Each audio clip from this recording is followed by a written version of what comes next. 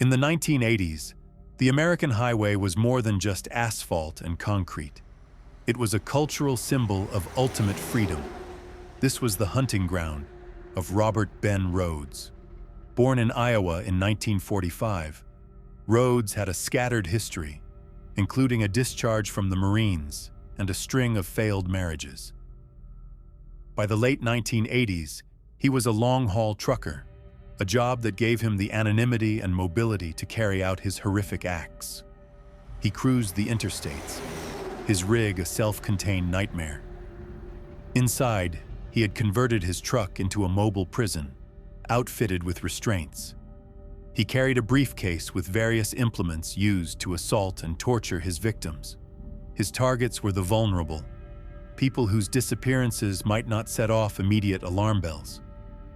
He looked for those who needed help, hitchhikers desperate for a ride, or vulnerable individuals at truck stops.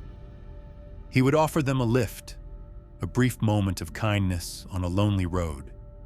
And then, once they were inside and the engine was roaring, he would reveal the monster he truly was.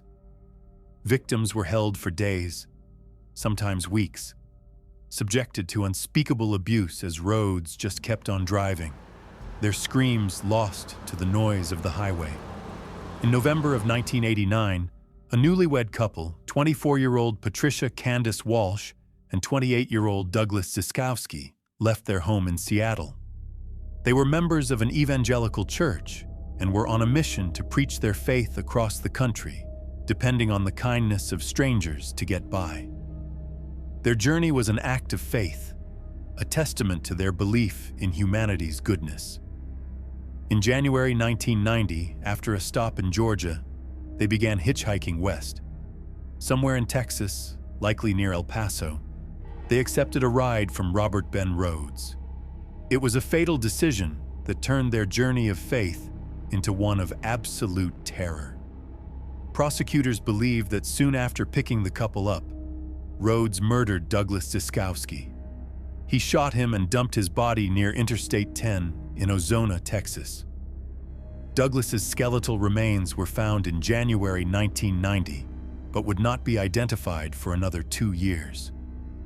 For Patricia, the horror was just beginning. Rhodes held her captive in his truck for over a week. She was a prisoner in his mobile dungeon as he continued his route across the country, subjecting her to repeated and violent assaults. Eventually, he drove to a desolate, mountainous area in Millard County, Utah, where he shot her and abandoned her body. Deer hunters found her remains in October 1990, but with no identification, she became a Jane Doe. For 13 long years, her body remained unidentified.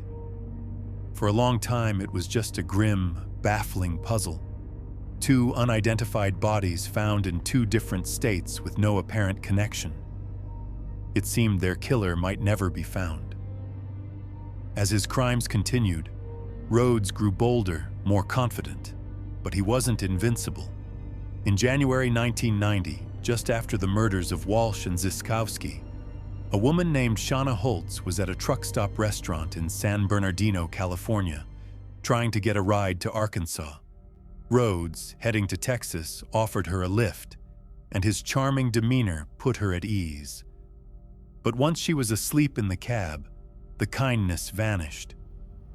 He abruptly stopped the truck, attacked her, and shackled her in his sleeper cab. For the next several weeks, she was held captive, enduring horrific abuse. But Shauna was a survivor. During a stop, she managed to escape her captor and went straight to the police. Rhodes was detained. However, Shauna, terrified and convinced no one would believe her word against his, declined to press charges. In her statement, she explained, "I don't see any good in filing charges. It's just going to be my word against his. If there was any evidence, I would file." It was a devastating missed opportunity. The phantom of the highways was allowed to simply drive away, back onto the open road to continue his hunt. On April 1st, 1990, the monster's reign of terror finally ended. not because of a massive FBI task force, but thanks to the gut instinct of a single observant state trooper. Arizona Highway Patrol Trooper Mike Miller was on patrol in the early morning hours along I-10 near Casa Grande when he spotted a truck pulled over on the shoulder, its hazard lights flashing. As he approached, the driver, Robert Ben Rhodes, got out of the cab and tried to talk his way out of the situation, claiming he was having trouble with the lights. But Trooper Miller sensed that something was deeply wrong. His suspicion was confirmed in the most horrific way imaginable. From inside the sleeper cab, he heard a woman's scream. When he opened the door, he discovered a terrified, handcuffed woman who was later identified as Katerina Voiles Clemens. She had clearly been attacked and was being held captive. Rhodes was arrested on the spot. Even then, he almost slipped away, nearly managing to escape from the back of the patrol car while still in handcuffs. But his luck had finally run out. The Phantom of the Highways was in custody. The arrest for assault and unlawful imprisonment was only the beginning. The lead detective on the case, Rick Barnhart, knew this wasn't just a random act of violence. He suspected Rhodes was responsible for much more. He secured a search warrant for Rhodes's Houston apartment, and what he found there confirmed his worst fears. The apartment was a serial killer's trophy case. Investigators discovered a horrifying collection of photographs showing numerous women in various states of undress and terror. One of these photos was identified as Patricia Walsh, the woman whose body had been found in Utah. Slowly, painstakingly, investigators from multiple jurisdictions began connecting the dots. Using Rhodes's trucking logs, they matched his routes to the locations where bodies had been found and where other women had gone missing. The grim puzzle pieces were finally coming together, tying Rhodes to a growing list of unsolved murders along America's interstates. To avoid a potential death sentence in Texas, Robert Ben Rhodes pleaded guilty in March 2012 to the murders of Patricia Walsh and Douglas Ziskowski, receiving 2 life sentences. While he has been officially convicted of these murders, authorities have long believed the true number of his victims could be more than 50, dating back to the 1970s.